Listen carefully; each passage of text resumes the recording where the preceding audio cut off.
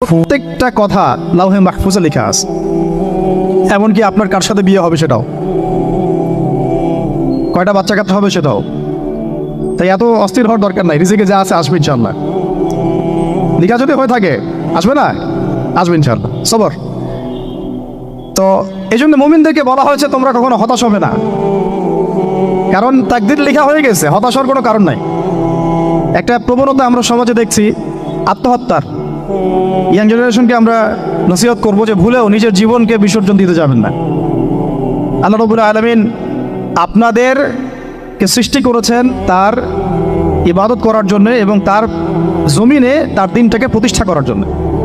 খেলায় খেলায় আপনার জীবনটা নষ্ট করবেন না, ঠিক আছে ভাই? আল্লাহ বোঝার তৌফিক দান করেন। তো কলম সৃষ্টি করার পরে কিয়ামত পর্যন্ত সব লেখা হয়ে গেছে। এখন আল্লাহ রাব্বুল আলামিন এই পৃথিবীতে আমাদেরকে তার প্রতিনিধি বানিয়েছেন। সুবহানাল্লাহ, সুবহানাল্লাহ। তাহলে আমরা নিজেদের আত্মপরিচয় ভুলে গেলাম যে আমরা আল্লাহর প্রতিনিধি পৃথিবীতে, তাই না?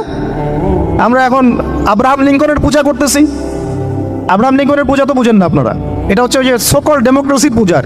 আল্লাহ পাক বলছেন ওয়াল্লামা আদামাল আসমাআ কুল্লাহা, আল্লাহ বলছেন আমি আদমকে এই মহাবিশ্বের যত নাম আছে, নাউন্স ইসম সব শিক্ষা দিয়েছি। সুবহানাল্লাহ।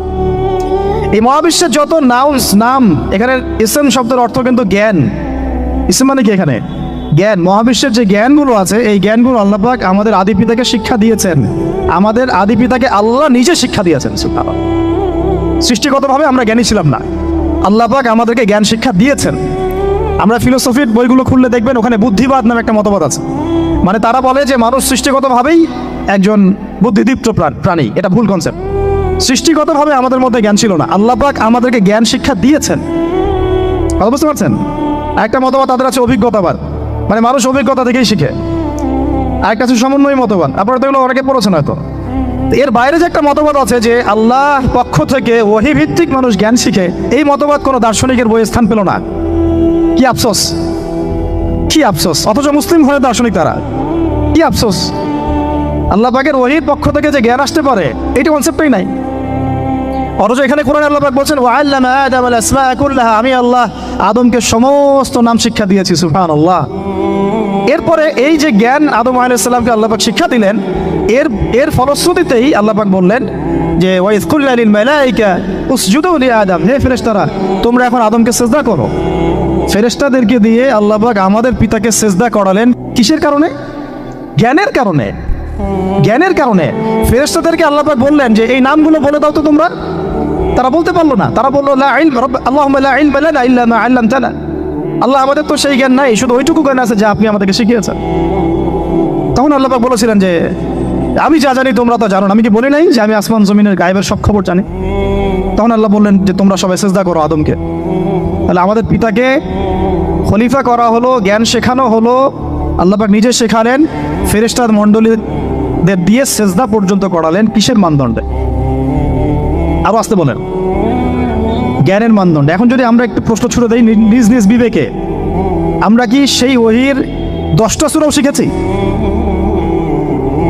10টা পারা কি পড়া হয়েছে কখনো? 10টা সূরারও কি অর্থ জানি? অনেকে তো 10টা আয়াতের অর্থ জানি না। আমরা কি সেই ওহীর 10টা হাদিস শিখেছি? তাহলে আমরা কোথায় সম্মান খুঁজতেছি? পশ্চিমাদের কাছে? বলেন। সত্যি সবচেয়ে আফসোস লাগে আমার একটা জিনিস, যে মুসলিমরা আমরা এখন আমাদের আত্মপরিচয় ভুলে যাচ্ছি, আর আল্লাহ পাক আমাদেরকে যেখানে সম্মান রেখেছেন ওইখানে সম্মান না খুঁজে আমরা অন্যের দাসত্বের সম্মান খুঁজতেছি। আল্লাহ আমাদেরকে বোঝার তৌফিক দান করে। এটা অজ্ঞতার কারণে হচ্ছে। আমাদের কাজ তাদেরকে সচেতন করা বা তাদেরকে মেসেজ পৌঁছে দেয়া। আমরা উগ্র পন্থা অবলম্বন করব, আমরা হিকমার সাথে প্রজ্ঞার সাথে মানুষকে বোঝানোর চেষ্টা করব, এগুলো বোঝানোর অংশ। এখন আচ্ছা, আরেকটা কথা আপনাদেরকে বলি, একটা কথা আমি মাঝখানে মিস হয়ে গেছে। এই যে আল্লাহ পাক আমাদেরকে খলিফা করে পাঠিয়েছেন, খলিফার কাজ কি? প্রশ্ন না? আমাদের কাজ কি তাহলে? এই কাজটা আল্লাহ পাক আবার ব্যাখ্যা করেছেন সূরা সদের মধ্যে। কোন সূরায়? সূরা সদ। তো এখানে আল্লাহ পাক আরো একজন নবীকে তার খলিফা বলেছেন। সেই নবীর নাম দাউদ আলাইহিস সালাম। কি নাম?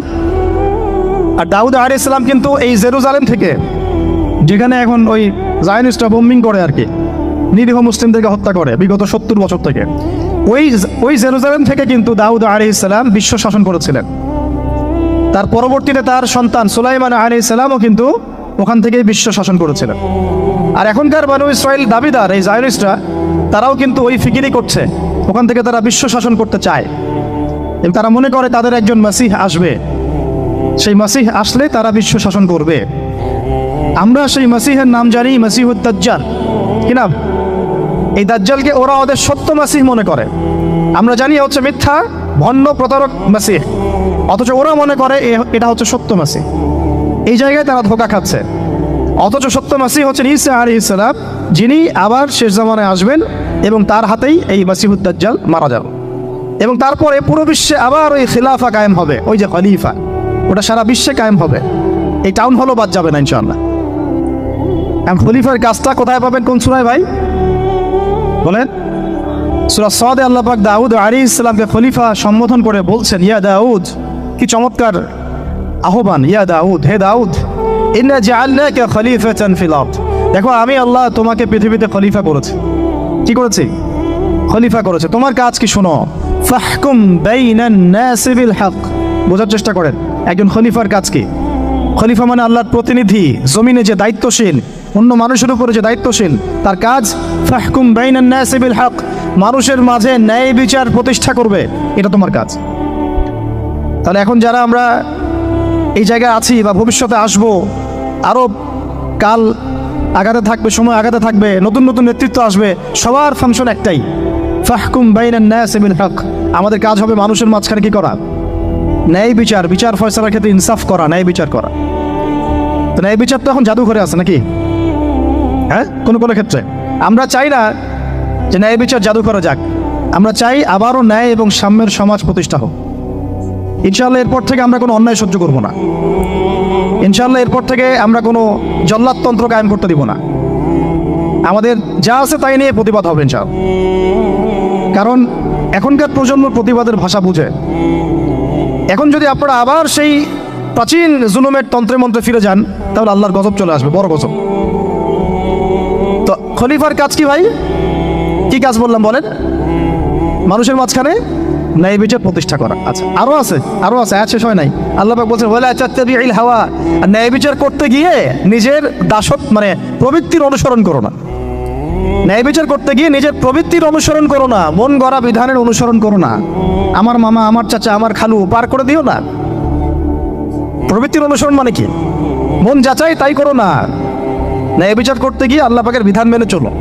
আর সূরা মাইদাতে আল্লাহ পাক বলেছেন আয়াত নাম্বার 44, 45, 47, ওয়া মান লাম ইয়াহকুম বিমা আনজালাল্লাহ ফাউলাইকা হুমুল কাফিরুন। যারা আল্লাহ পাকের হুকুম অনুযায়ী বিচার ফয়সালা করে না, তারা কাফির। 45-এ গিয়ে আল্লাহ বলছেন ওয়া মান লাম ইয়াহকুম বিমা আনজালাল্লাহ ফাউলাইকা হুমুল ফাসিকুন। যারা আল্লাহ পাকের বিধান অনুযায়ী বিচার ফয়সালা করে না, এরা ফাসিক, পাপাচারী। 47 নম্বর আয়াতে গিয়ে আবার বলছেন ওয়া মান লাম ইয়াহকুম বিমা আনজালাল্লাহ ফাউলাইকা হুমুজ জালিমুন। যারা আল্লাহর হুকুম বিধান অনুযায়ী বিচার ফয়সালা করে না, এরা জালেম। তো কাফেরও বলেছেন আল্লাহ, ফাসিকও বলেছেন, জালেমও বলেছেন। তাহলে বিচার ফয়সালা করার ক্ষেত্রে আল্লাহ পাকের বিধানকে সর্বোচ্চ অগ্রাধিকার দিতে হবে, নিজের প্রবৃত্তির অনুসরণ করা যাবে না।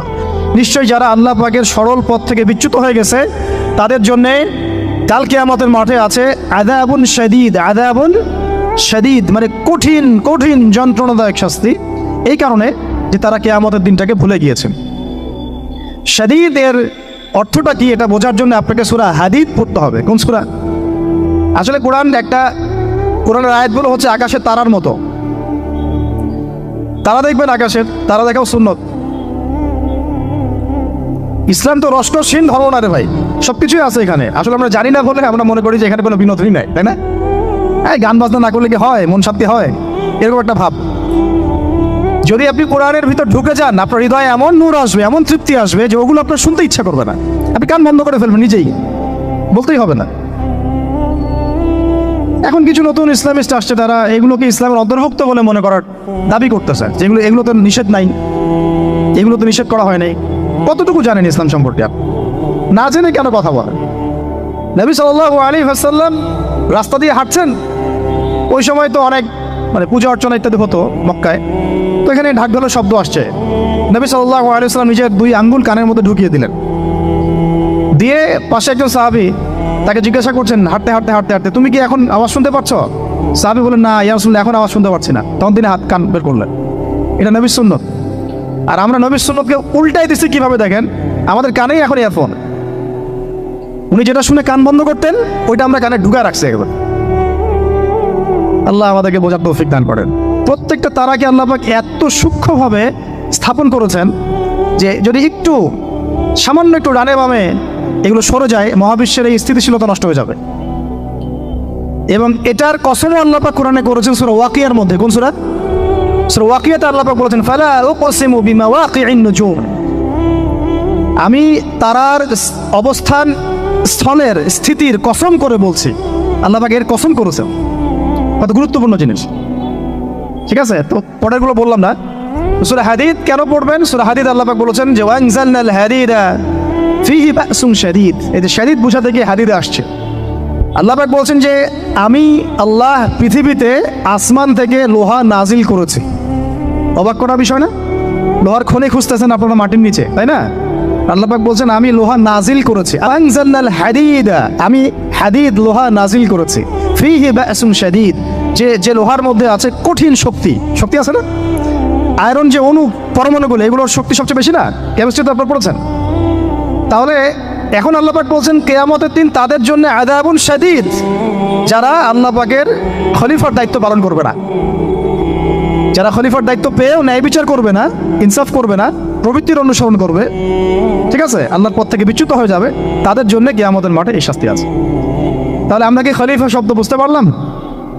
আমাদের পিতা যে খলিফা, এটা কি বুঝতে পারলাম? তাহলে এখন বলেন তো, প্রত্যেক নবী কি আল্লাহর খলিফা ছিলেন না? ছিলেন কি না? প্রত্যেক নবী কি আল্লাহর বিধান দিয়ে বিচার ফয়সালা করেন নাই? মানুষের মাঝখানে ইনসাফ করেন নাই? ন্যায় বিচার প্রতিষ্ঠা করেন নাই? এরপরে সাহাবায়ে কেরামের যুগে তারা কি ন্যায় বিচার প্রতিষ্ঠা করেন নাই? তাহলে হঠাৎ করে কি হলো বিশ্ববাসীর মধ্যে যে একেবারে কোরআন হাদিস এই মৌলিক বিষয়গুলো এগুলো সব পাশ কাটিয়ে আমরা মানব রচিত বিধানগুলোর দিকে চলে গেলাম? রহস্যজনক একটা বিষয়টা। এটা হচ্ছে দাজ্জালীয় একটা শাসন আসতেছে সামনে। দাজ্জাল নিজেকে খোদা বলে দাবি করবে, সে সমস্ত মানব জাতিকে বোঝাবে যে সেই খোদা, নাউযুবিল্লাহ। সে অনেক বেলকি দেখাবে, মানুষকে তার দিকে টেনে নিয়ে আসবে। এমনকি সে এক হাতে জান্নাত এক হাতে জাহান্নাম নিয়ে ঘুরবে। নবীজি বলেছেন যে তার জান্নাতে প্রবেশ করবে ওটাই তার জাহান্নাম, আর যে তার জাহান্নামে প্রবেশ করবে সেটাই হচ্ছে জান্নাত। তাহলে পুরো বিশ্ববাসীকে আল্লাহ থেকে দূরে সরিয়ে একটা গডলেস ওয়ার্ল্ডে রূপান্তরিত করার একটা তৎপরতা চলছে, লক্ষ্য করতেছেন না? এটা মূলত আপকামিং যে দাজ্জালীয় সভ্যতার ভবিষ্যৎবাণী নবীজি করেছেন, এই দিকেই ওয়ার্ল্ড যাচ্ছে আস্তে আস্তে। অত আর লম্বা করছি না। আমাদের নবী মুহাম্মদ সাল্লাল্লাহু আলাইহি ওয়াসাল্লাম আসেন, আমরা তো তার উম্মত। 23 বছরে, একটু মনোযোগ দেন, এটা আলোচনার লাস্ট পার্ট, ঠিক আছে? 23 বছরে তিনি পুরো জাহেলিয়াতকে পরিবর্তন করে দিয়েছেন। কত বছরে? 23 বছর। আপনারা কি জানেন যে আইয়ামে জাহিলিয়াতে আসলে কি কি সমস্যা ছিল? কেন ওই যুগটাকে আমরা জাহিলিয়াত বলি? বেসিক্যালি 5-6টা সমস্যা ছিল। কয়টা? 5-6টা। 1 নম্বর শিরক। 1 নম্বর কি? আমার সাথে বলেন। শিরক আমাদের ওয়ার্ল্ডে নাই। এটা তো গ্লোবাল শিরক চলতেছে এখন। শুধু ধর্মীয় শিরক চলতেছে নাকি? এখন শিরক হচ্ছে পলিটিক্সে, শিরক হচ্ছে ইকোনমিক্সে, শিরক এডুকেশনেও আছে, শিরক কালচারের মধ্যেও আছে। কথাগুলো বুঝতে হবে একটু গভীরভাবে। তখন সমস্যা ছিল রিবা, সুদ। এখন নাই। রিবা ছাড়া কোনো সিস্টেম আছে এখন ওয়ার্ল্ডে? আমি গতকালকে একটা হাদিস মোতালা করছিলাম সুদ সংক্রান্ত। নবীজি বলেছেন সাল্লাল্লাহু আলাইহি ওয়াসাল্লাম যে একটা যুগ আসবে সামনে, সুদবিহীন কোনো মানুষই চলতে পারবে না। যে চলতে চাইবে তার গায়েও সুদের ছিটাফোঁটা গিয়ে লাগবে। আসে নাই সেই যুগ? সুবহানাল্লাহ। কিভাবে তিনি এত স্পেসিফিকলি কথাগুলো বলতে পারেন? নিশ্চয়ই তিনি এমন একজন সত্তার কাছ থেকে জ্ঞান পেয়েছেন যিনি সব জানেন, অতীত বর্তমান ভবিষ্যৎ, তাই না? এমনকি নবীজি বলেছেন ইমামুল মাহদির সময় যে 10 জন ঘোড়সাওয়ার বের হবে এবং তারা গিয়ে খোঁজ নিতে যাবে যে দাজ্জাল বের হয়েছে কিনা। নবীজি বলছেন আমি সেই 10 জনের নামও জানি, তাদের বাবার নামও জানি। সুবহানাল্লাহ। কিয়ামতের মাঠে আলী রাদিয়াল্লাহু আনহু, আবু বকর রাদিয়াল্লাহু আনহু, ওমর, উসমান রাদিয়াল্লাহু আনহুম আজমাইন, তাদের হিসাবটা কেমন হবে ওইটাও নবী সাল্লাল্লাহু আলাইহি ওয়াসাল্লাম আগেই বলে দিয়েছে। সবচেয়ে দ্রুত হিসাব হবে এই উম্মতের আলী ইবনে আবি তালিব রাদিয়াল্লাহু আনহু। যাবেন, বেরোবেন, শেষ। কি মানুষ, তার জীবনীটা পড়ে দেখবে। আমি শেষের দিকে বলে দিব আপনাদেরকে আজকে, এবং এটা রেকর্ডেড থাকবে, ইনশাল্লাহ অনলাইনে দিয়ে দিব, যে আপনারা কোন কোন সাবজেক্টের বই কিনবেন। বই মেলা তো শুধু মানে আসলেন একটা একটা র্যান্ডমলি বই কিনলেন এমন না, টপিক ধরে ধরে সাবজেক্ট ওয়াইজ বই কিনতে হবে। ঠিক আছে ভাই? বই কেনার পিছনে টাকা পয়সা খরচ যদি না করেন, মানে দিনের জন্য অর্থ ব্যয় করার মানসিকতা না থাকে, এলেম পাওয়া যাবে। অনেক মুহাদ্দিস নিজের গায়ের জামা খুলে দিয়ে পর্যন্ত বই নিয়ে বাসায় গিয়েছে, জানেন? তাদের সমস্ত সম্পত্তি বিক্রি করে দিয়েছেন বই কেনার জন্য। একটা বইয়ের দাম যদি দেখি 100 টাকা, বাস আমাদের গায়ে লাগে। 100 টাকা দিয়ে তো আপনার গার্লফ্রেন্ডকে নিয়ে বসতে গায়ে লাগে না, বসলে তো 500 টাকা চলে যায়। জিনা থেকে বাঁচতে না পারলে কলবে আল্লাহ নূর আসবে না। আল্লাহ পাক আমাদের কথাগুলো বোঝার তৌফিক দান করেন, আমিন। জিনা, আবার বলছি, জিনা থেকে বাঁচতে হবে, অন্যথায় কলবে নূর আসবে না। আল্লাহ পাক আমাদেরকে বোঝার তৌফিক দান করেন, আমিন। কোথায় ছিলাম ভাই? রিবা, সুদ। ওইটা বলতে গিয়ে হাদিসটা কথা বলেছিলাম। এই সুদটা কি এখন বেশি না কম? এখন সুদ মানুষ খাচ্ছে, যুক্তিও দিচ্ছে যে এই যুগে এখন সুদ না খাইলে কি চলে। একদিন একটা মসজিদে বয়ান করছিলাম, তো মসজিদে বয়ানের মাঝখানে একজন দাঁড়ায় গেল। দাঁড়ায় আমাকে বলছে যে ওস্তাদ, হুজুর বুঝলাম আপনার সব কথা ঠিক আছে, তো এখন আমার 1 লাখ টাকা ধার লাগবে, আমি কোত্থেকে নিব? বলেন না, সুদ তো দিবেন কি? হ্যাঁ, সুদের ক্ষতিকর বিষয়গুলো যেমন বলতে হবে, সুদবিহীন ব্যাংকিং সিস্টেম এবং অর্থনৈতিক ব্যবস্থাও তো চালু করতে হবে। সেটা কি? সেটা হচ্ছে জাকাত। সেটা কি? জাকাত, সাদাকা এবং কর্জে হাসানা। এগুলো তো চালু করছি না আমরা শুধু কথা বলছি তাত্ত্বিক যে সুদ হারাম।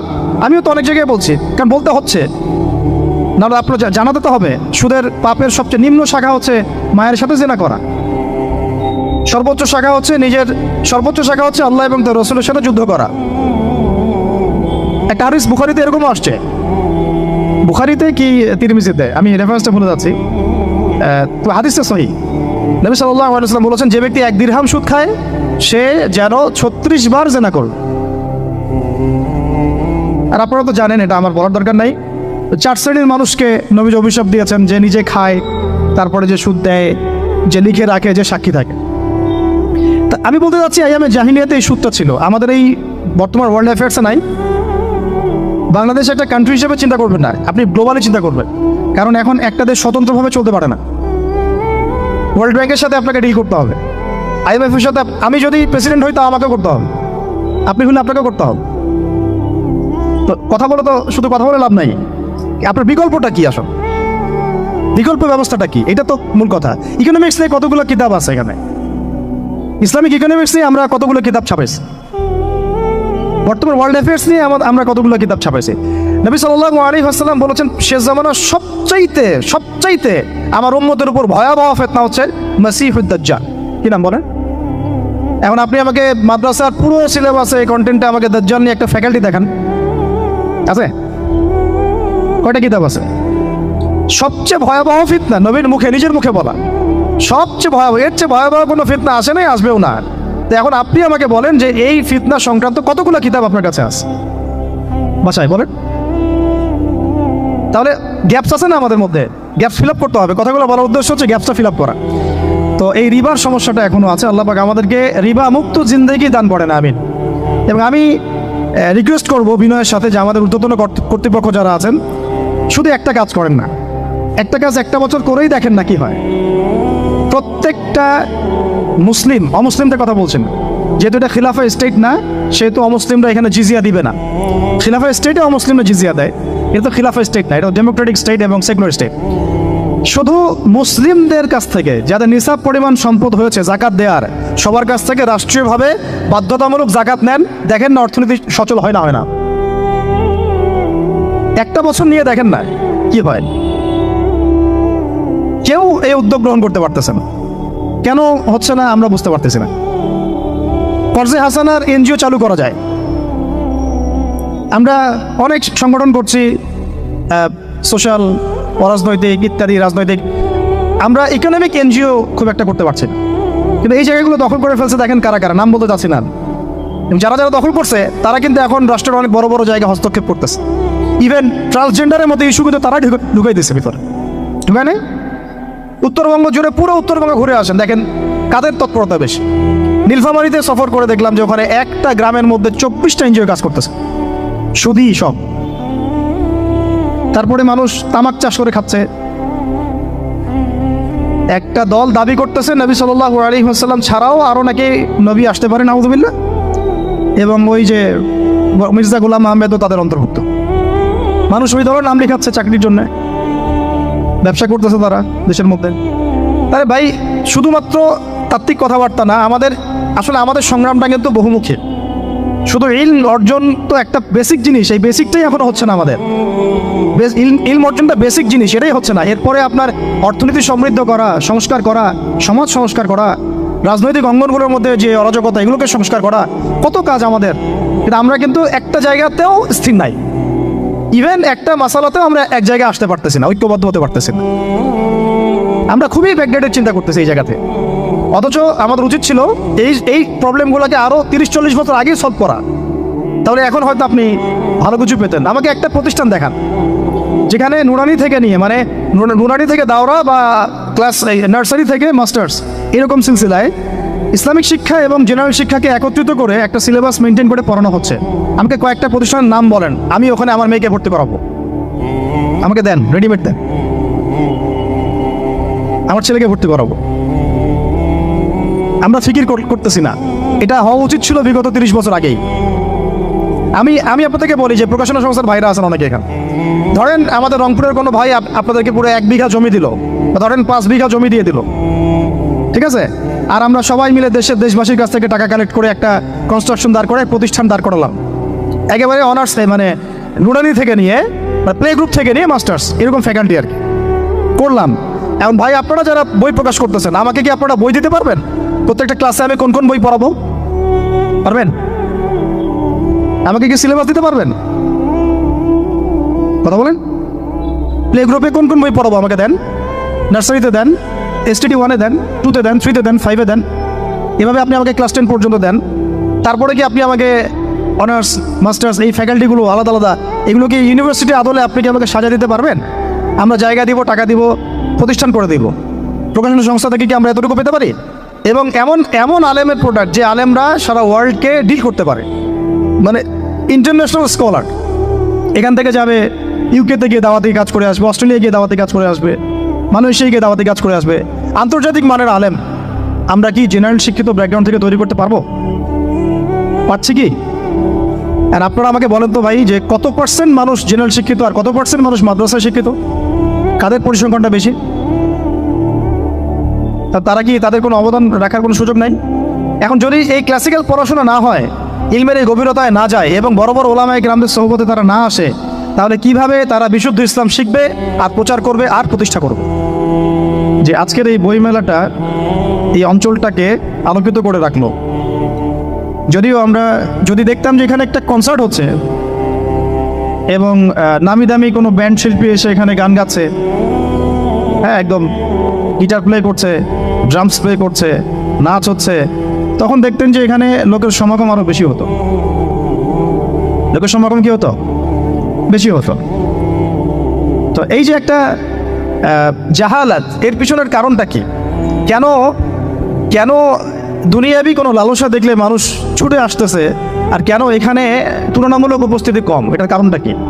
কারণ হচ্ছে ইলমের অভাব। কারণ কি? ইলমের অভাব, জ্ঞানের অভাব। আর এই জ্ঞানটাকেই মানুষের মাঝখানে ছড়িয়ে দেওয়ার জন্যেই এই কিতাব কেন্দ্রিক আয়োজনগুলো হয়ে থাকে। দার্স হয়ে থাকে, খুতবা হয়ে থাকে, তালিম হয়ে থাকে, মাদ্রাসায় মক্তবে পড়ানো হয়, স্কুল কলেজ ইউনিভার্সিটিতে পড়ানো হয়, জ্ঞান কেন্দ্রিক, যাতে করে মানুষ জ্ঞানী হয় এবং দুনিয়া এবং আখিরাতের হাকিকত বুঝতে শিখে, কোনটাতে তার চিরস্থায়ী কল্যাণ সেটা সে বুঝতে শেখে। তো ইলম কেন্দ্রিক কথা যদি বলতে হয়, আগে আপনাদেরকে কয়েকটা ঘটনা শোনাই। আপনাদের ধৈর্য আছে তো নাকি সংক্ষিপ্ত করব? আজকে থেকে ধরেন লক্ষ কোটি বছর আগে, কত কোটি বছর আমরা জানি না, আল্লাহ রাব্বুল আলামিন একা ছিলেন, একা। তিনি সর্বপ্রথম সৃষ্টি করলেন আরশে আযীম। কি সৃষ্টি করলেন? আরশ আল্লাহ রাব্বুল আলামিনের একটা এমন স্বতন্ত্র সম্মানিত একটা সৃষ্টি, যেটা সবচেয়ে বড় সৃষ্টি, এর চেয়ে বড় কোনো সৃষ্টি নাই। এমনকি কিয়ামতের মাঠে এই আরশের ছায়া আল্লাহ রাব্বুল আলামিন 7 শ্রেণীর মানুষকে ছায়া দিবে। সুবহানাল্লাহ। ওই 7 শ্রেণী সম্পর্কে আমরা অন্য হাদিসে পড়ে নিব, অনেকে হয়তো জানেন। সেখানে ন্যায়পরায়ণ শাসক থাকবেন, তারপরে যুবক থাকবেন, যুবক শ্রেণী যারা যৌবনকালটা আল্লাহর ইবাদতে কাটিয়ে দিয়েছে সুবহানাল্লাহ। যে নারী একজন যুবককে আহ্বান করেছে খারাপ কাজের জন্য, কিন্তু যুবক বলেছে যে আমি রাজি না, আমি আল্লাহকে ভয় করি, সেই যুবকও আরশের ছায়া পাবে ইনশাআল্লাহ।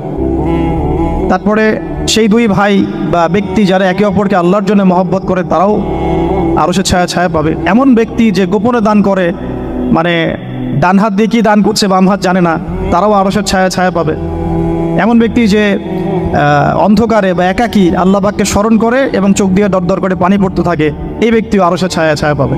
এরকম প্রায় 7 শ্রেণীর মানুষ আরশের ছায়া পাবে। আরশ সৃষ্টি করার পরে আরশটা ছিল পানির উপরে। কোথায় ছিল? পানির উপরে। সূরা হুদের মধ্যে আছে। আমি শুধু রেফারেন্সগুলো আপনাদেরকে সূরাগুলো বলে দিব, বাসায় গিয়ে আপনারা পড়বেন। প্রত্যেকটা আয়াত কিন্তু এখানে ধরে ধরে বলার সময় নেই আর কি আমার কাছে। তো আরশটা ছিল পানির উপরে। এরপরে আল্লাহ রাব্বুল আলামিন আসমান এবং জমিন সৃষ্টি করেছেন 6 দিনে। পুরো মহাবিশ্ব আল্লাহ রাব্বুল আলামিন সৃষ্টি করেছেন কত দিনে? 6 দিনে। ফি সিত্তাতি আইয়াম, 6 দিনে। তো এখন সৃষ্টি করার পরে আল্লাহ রাব্বুল আলামিন কলম সৃষ্টি করেছেন। কি সৃষ্টি করেছেন? কলম। ইলমের সাথে যে কলমের সম্পর্ক, এটা একটু পরে আরো ক্লিয়ার হবে আপনাদের কাছে। আল্লাহ পাক কলম সৃষ্টি করে বলেছেন উক্তুব, কলম তুমি লিখো।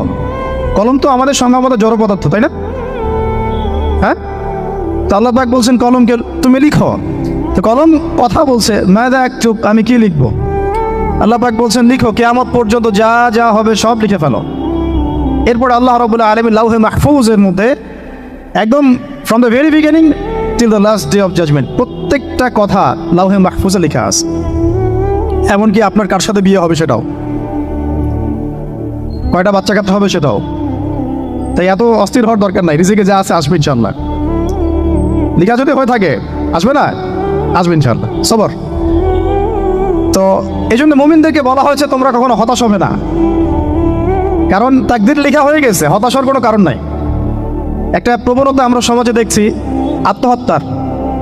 ইয়াং জেনারেশনকে আমরা নসিহত করবো যে ভুলেও নিজের জীবনকে বিসর্জন দিতে যাবেন না। আল্লাহ রাব্বুল আলামিন আপনাদেরকে সৃষ্টি করেছেন তার ইবাদত করার জন্য এবং তার জমিনে তার দিনটাকে প্রতিষ্ঠা করার জন্য। খেলায় আপনার জীবনটা নষ্ট করবেন না, ঠিক আছে ভাই? আল্লাহ বোঝার তৌফিক দান করে।